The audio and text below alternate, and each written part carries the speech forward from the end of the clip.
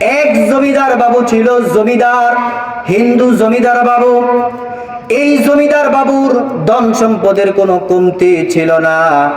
একবার জমিদার বাবু চিন্তা করলেন, আমার তো কোনো কিছুর অভাব নাই, ধন সম্পদ রয়েছে প্রচুর পরিমাণে, জীবনে অনেক কিছুই দেখেছি, অনেক কিছুই পেয়েছি, কিন্তু একটা জিনিস জীবনে দেখা হলো না। যেই জিনিসটা দেখার পরে আমার জীবনের মধ্যে একটা পূর্ণতা আসতো, কিন্তু সেই জিনিসটাই দেখা হলো না।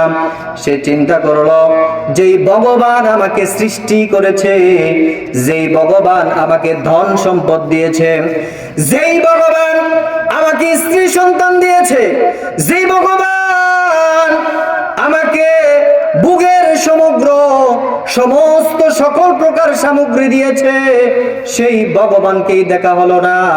যেভাবে হোক না কেন ভগবানকে দেখতেই হবে। সেই জন্য জমিদার বাবু তার বাড়ি থেকে বের হয়ে গেল ভগবান দেখার জন্য। যখন সে বাড়ি থেকে বের হয়ে গেল, ভগবান কিভাবে দেখা যায়?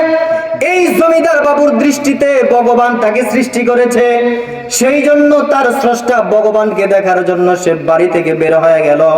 সে এক ব্রাহ্মণ পুরোহিতের নিকটে গেল। তার কাছে যাওয়ার পরে মনের আশাটা ব্যক্ত করলো, আমার জীবনে তো কোনো কিছুর অভাব নাই, ধন সম্পদ প্রচুর পরিমাণে আছে, স্ত্রী সন্তানও আমার ভগবান আমাকে দিয়েছে, জীবনে অনেক কিছু আমি দেখেছি, কিন্তু ভগবানকে তো আজ পর্যন্ত আমি দেখতে পাই নাই, তুমি কি আমাকে ভগবান দেখাতে পারো? তখন ব্রাহ্মণ পুরোহিত বলল, কেন নয়, অবশ্যই আমি আপনাকে ভগবান দেখাতে পারি, চলেন মন্দিরের ভিতরে চলেন, এখনই আমি আপনাকে ভগবান দেখিয়ে দিব। জমিদার বাবু মন্দিরের ভিতরে যখন গেলেন, যাওয়ার পরে ব্রাহ্মণ পুরোহিত বড় একটা মূর্তির দিকে ইশারা করে বলতে লাগলো, এই যে দেখো, তাকিয়ে দেখো, ইনি হলো তোমার ভগবান।